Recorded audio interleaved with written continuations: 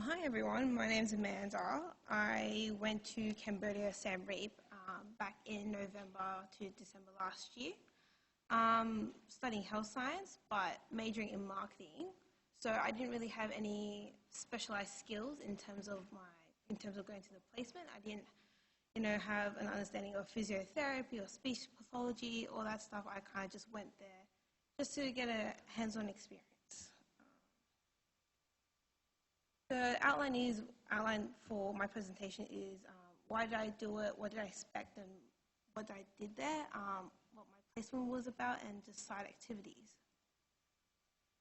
Experience and what So why I chose to do FHS support was just to get out of routine. I was kind of sick and tired of sort of reading out a textbook and, just sitting in a chair and listening to a lecturer speak.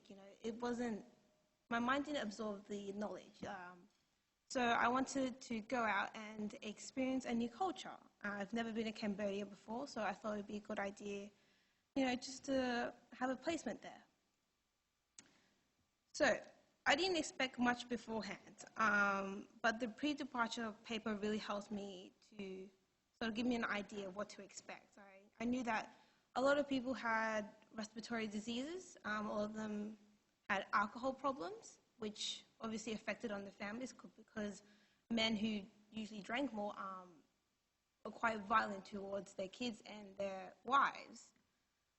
So in my mind, I imagine Cambodia to be something like Malaysia or Thailand because I have family back in Malaysia. So I thought, you know what, it's probably progressed. It's probably been a little bit westernized.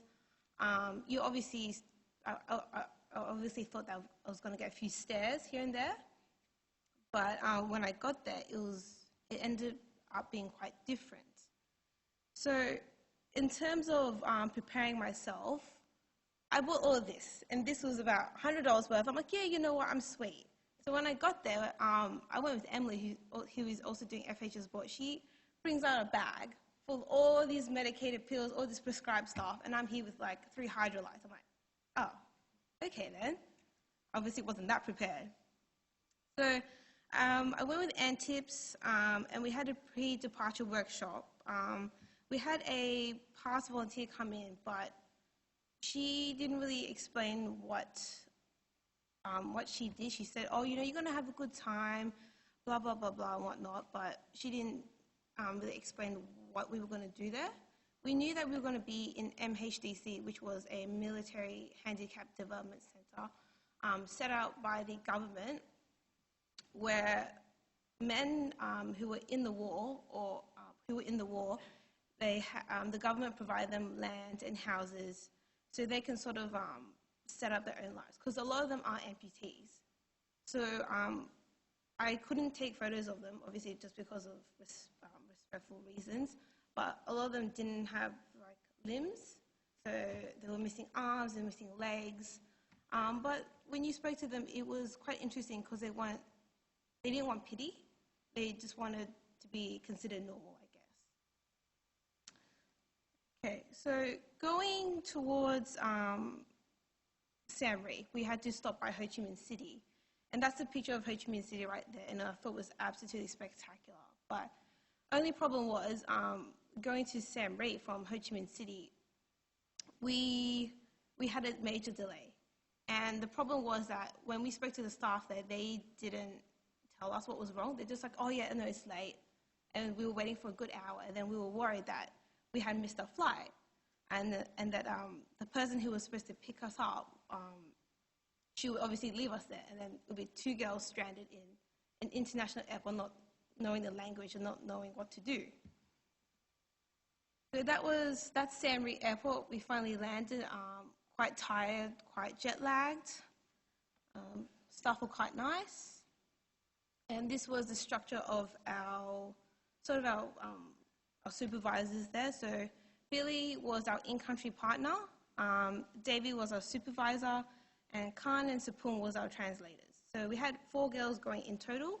So me and Emily had Khan, and the 2 other girls had Sapung. So before we actually went to Siem Reap, we fundraised about $1,200, and we also brought some extra resources for the people there. So I managed to get a hold of 800 tubes of toothpaste, but the issue was bringing it over there because of customs. So we decided to split it up between everyone's luggages. But I was stressing that we still had to declare because I was over the luggage allowance. And even when applying for extra baggage allowance, they wouldn't let us. So it was stressing, we had all this toothpaste like taped up in our bag, resembling kind of like drug smugglers, like, Chappelle Corby. A bit scared, but luckily there was no customs there, so it was all good. So we got there, we unpacked, and that was our room. It was quite basic. We didn't have a host family. We just stayed in the guest house. So that's it there. That's the shower. We didn't realize that there was electricity, so we showered cold for the first 2 weeks. Quite refreshing. I know. And yeah, so the man on the far left, that's Khan. That's one of our translators. That's Sapung. That's Emily. That's Rachel. There's another girl, but I think she went to the toilet. But yeah, this was our first time together, and they actually taught us Khmer, which is the Cambodian language. So we learned a few phrases here and there just so we can, talk to the locals. That's where we had lunch. So on our first day, we went to a local hospital, and this part was actually quite heartbreaking. There are only 2 public children's hospitals in Siem Reap. Siem Reap is considered the second poorest state in Cambodia. So going there, you see a lot of families just sitting on benches, and they're just waiting. And they carry like about 5 bags with them, and you wonder why they carry so many bags. And then it was only when we spoke to the director that she said that a lot of the families travel about 4 to 5 hours from their house just to get here, and they're not guaranteed an instant sort of review. They sit there for another good 2 hours until they can get a checkup, and it's quite heartbreaking because you see a lot of kids. They're like shirtless, and you see babies sort of just sleeping there in the mother's arms, and it's quite sad because it's overcrowded.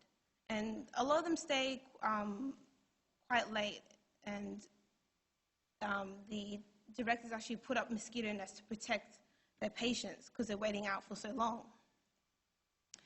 So when it was our first day to actually go to MHDC, everything's quite different from Australia. There are no road rules. You can drive on the other side of the road and no one will care. You get a few honks, but, you only live once, like people say. But yeah, we were located in the city, and it was quite beautiful. It was quite westernized, but our placement was 40 minutes away in the country. So over there, on the far left, that's David. That's our supervisor, and that was Sasha, Rachel, Sapung's at the back, and that's myself. So that was the countryside. That was when we started to go towards MHDC. So the scene dramatically changed from quite an urbanized environment to a sort of a nice, beautiful countryside. And that's MHDC there. So this is a school, and it's quite bare and quite minimal. There isn't a lot. They have about 4 classrooms with about 3 teachers, and the kids are in from about 9 to 12, and then the rest of the day they have off. There's some kids there.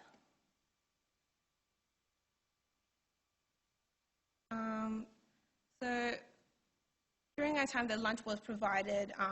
We didn't get sick of the lunch. It was actually quite good compared to the last volunteers. Last volunteers, they had about, I think, 14 people compared to us when we only had about 4. And apparently this is the smallest group they've ever had. Oh, that was a pig. We slept next to a farm. Yeah. So yeah, when it came to actually teaching the kids, it was quite difficult in a sense that although that we had a translator, we couldn't really communicate to them because they would sort of make like little snide remarks, and you don't know whether they're actually, they're needing help or whether they're paying attention.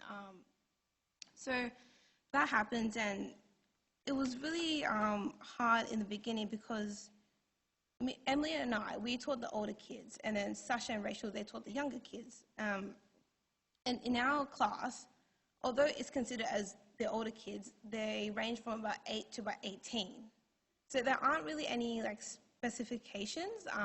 They're all sort of just chucked in this one room and just expected to learn, which is quite difficult because those who are older in the 17 to 18 range, they obviously know a little bit more English compared to the 8 to 9-year-olds. So we had to go at a slower pace, which was very difficult because we knew that a lot of the kids already had learned this stuff from previous volunteers, but it wasn't as if we could go ahead because of the younger children. So that was the classroom there. In the mornings, we would teach them health, and then in the afternoons, we would teach them English. In the beginning, we had a good 30 kids, and then it dropped down significantly to about consistent 12. This was because it was harvesting season, and they had to obviously help out their parents to gather the crops and whatnot. So because schooling in the afternoon wasn't considered necessary, so they couldn't just go home and do whatever. So that was our schedule. So for the first 2 weeks, we taught the adults as well, and it was very unorganized. We didn't expect to do so much. Our first time teaching the adults, it was for 3 hours, and we actually ran out of content to teach. We decided to teach them hand washing and the purpose of hand washing and the importance of it, but we did that all in the first hour, and in the 2 hours after that, they were just sort of sitting there waiting for us. So lucky for us, Antipodeans provided us with a manual book so that we could use just to kill some time. So after speaking to Debbie, we decided to cut the 3 hours down to an hour. That way we can fit in our home visits and also teach the kids in the afternoon. So in the weekends, I found that this was just as important as my placement because it gave me a better idea and perception of the country. So on the weekends, we did a charity bike ride that we went around Angkor Wat. It was absolutely beautiful, but it was, you can see that the restoration they did wasn't top-notch. It was very limited. It was very rough work. Actually made more damage than, help. I'm seeing there. We had some cooking classes as well in our free time.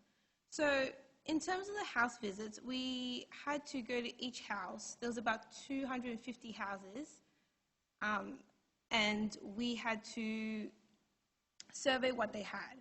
So we had to see whether they had mosquito nets, toothbrush, toothpaste, blankets, pillows, all that. And a lot of them didn't have it. A lot of them didn't have access to water as well. So they would have to travel about 3 to 4 kilometers away. And we saw this woman, she was carrying a massive gallon on her bicycle, and she's just riding it, it's full of water, and she's actually swaying. And we're in the bus next to her, like, do you want to lift? And she's like, no, I'm fine. And she just keeps pedaling on. So that was it. That was a kid. We told them to draw a cow, and he decided to draw some Q&A as well with it. Those were the kids. Yeah. So we went every other weekend. We went to Phnom Penh. We went to Battambang Bong. Our placement consisted us of, just teaching the kids health every now and then, and we would, in our last week, we would have a culture week. And yeah, so we actually had a video to show you about, because we had a play for them, but it seems I'm out of time. So yeah, sorry guys. Yeah, that's it. Thank you.